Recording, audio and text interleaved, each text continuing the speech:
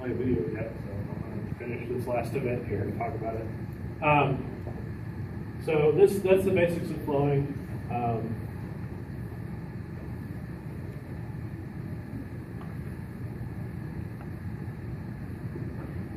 The last event I want to talk about is public forum debate. You guys, do anyone remember the CNN used to have a show called Crossfire back in the day? Okay.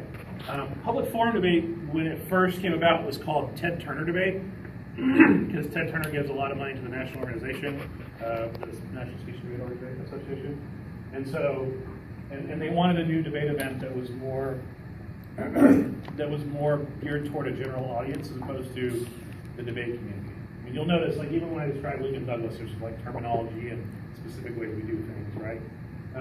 The public forum was designed to be it was designed to mimic the show Crossfire. And so what you have is, well, here, I'm sorry, let me go back to Lincoln Douglas real quick and tell you the kind of order of what they speak, and then I can show you the other ones and you can see the difference. So in a Lincoln Douglas round, the affirmative speaker will go first, and they get a, sorry, not the double. It's 6 degrees. Okay. And then there's a 3-minute cross-examination period where the negative can ask them questions about the case. And the negative gets to speak. And these are called constructives because they're constructing their case. Okay? Anyway, then the 3-minute period cross-ex period again, where the affirmative gets to ask them the negative questions about their case. And then we have these are all rebuttals. They're not supposed to present a bunch of new stuff in rebuttals. They're just supposed to base their argumentation on what was said before. Not that they can't make new arguments per se. They can make new points. But they're supposed to be based on what was already said in the beginning of the debate.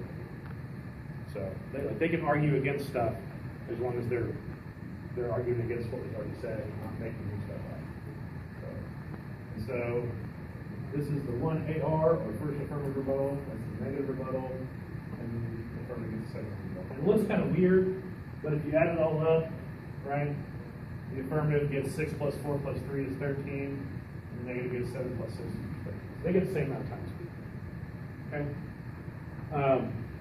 For public forum, let me put all that stuff. For public forum is a 2-on-2 event. Their topics are much more policy. They're usually timely. They only have them for a month, so they have to prepare quickly for these debates. Let's see, the current, what do we got here doing public forum? The current public forum topic is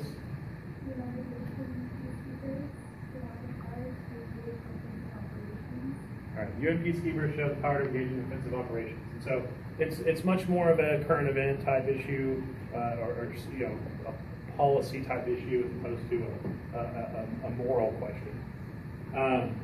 So public forum debate, this is a little different.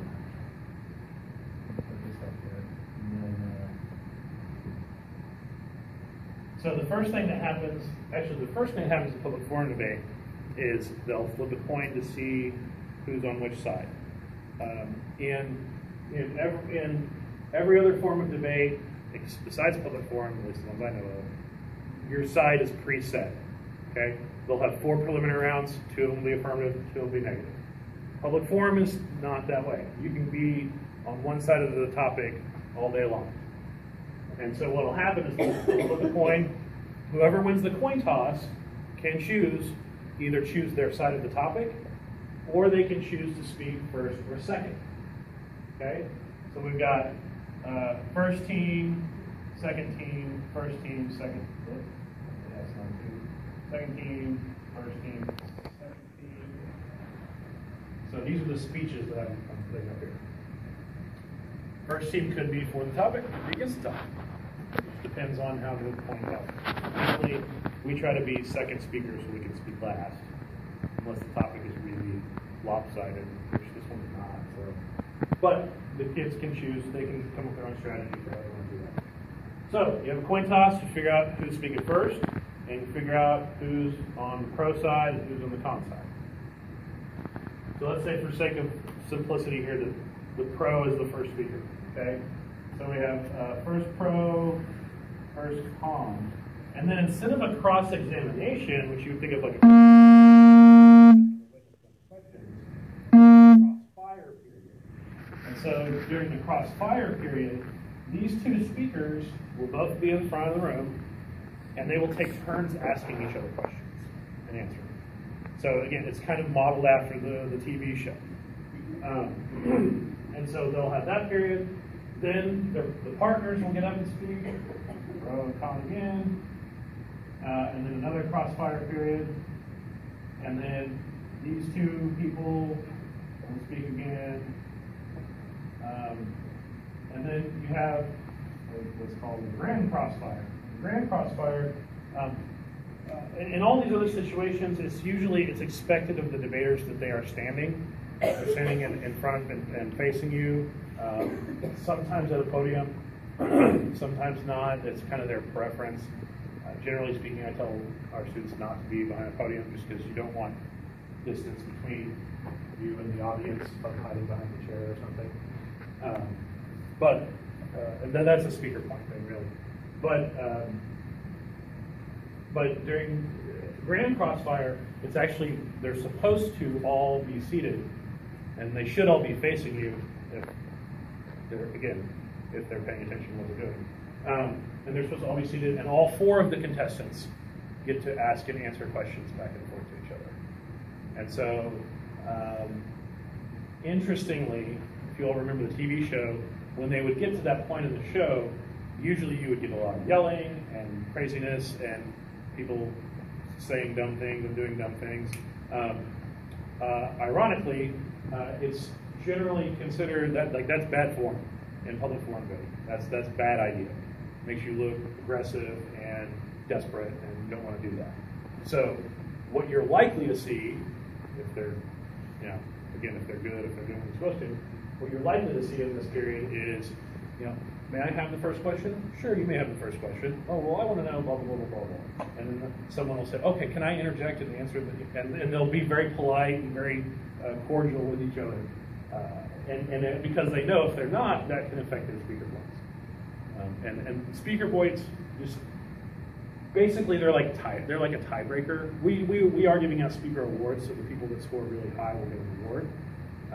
Not all tournaments do that, but it's a tiebreaker. If we have 5 teams that are 2-2, and only 2 of them can make it to the elimination round on Saturday, then we'll look at speaker points to break the tie. So they are important. They can be really important. Anyway, so and then the last speech, pro-con. Generally, it kind of follows the same sort of structure loosely, which is that in these speeches they'll set up their case. Here's my major arguments. Here's what I want to talk about. Here's my research that I'm going to cite. In these speeches, they'll generally attack their opponent's case, and then in the last 4 speeches, they'll start to summarize the round. And generally speaking, in the last speech, they'll give you some voting issues the same way in Lincoln Douglas debate, where they will give you, here's why I think I'm winning, here's why I think you should vote for me. And the same thing here, when I put the paper up with the different columns and stuff to keep track of arguments, it's the same kind of thing you want to do here. One piece of paper for the pros case, and one for the cons case, and just keep track of the important stuff, important arguments. That'll help you make a good decision and have good reasons why you voted for one way or the other. Any questions on the other stuff? Are there timekeepers in those?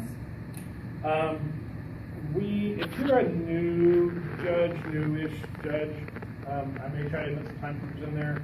I can tell you from a tournament operations standpoint, timekeepers are the last job I assign because I need people to do a bunch of other things too. I should have a few available, so we can't stick them in there. But in the debate events, oftentimes you can, well, if it's like a championship division round, you can rely on the kids to, you can say, all right, you guys can keep your own time, right? You can keep each other honest, right?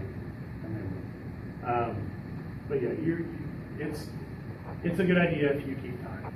Now, on these events, on the speech and acting events, when you keep time, you want to run your timer like a stopwatch, running from 0 up, and then whenever they stop, you just stop it and write down the time. In these events, the time limits are very strict, and so this in Lincoln Douglas, this first affirmative speech, they get 6 minutes, period. As soon as 6 minutes is up, they have to stop talking.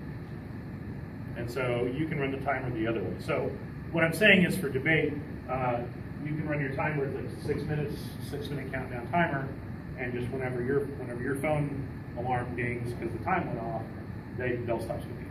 So you don't really have to pay attention to it.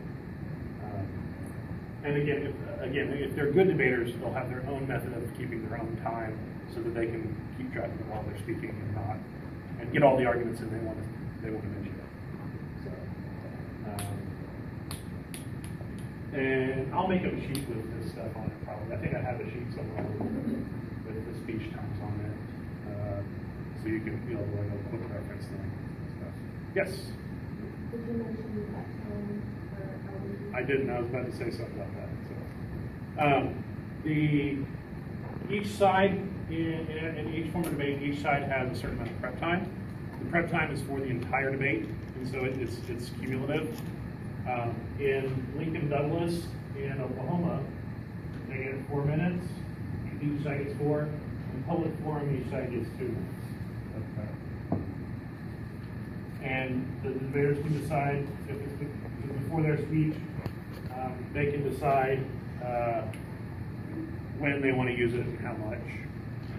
Sometimes in Lincoln Douglas round, the debater will say, can you tell me my prep time in 30-second intervals, or can you stop prep time when I get 2 minutes so I don't use too much, or something like that. But yeah, it's at the debater's discretion how when they use it and how much.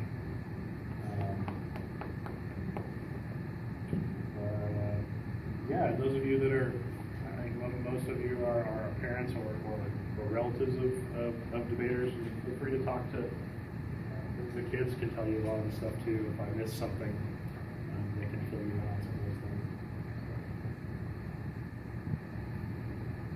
Any other questions about this one? Can we request which one we want? You can.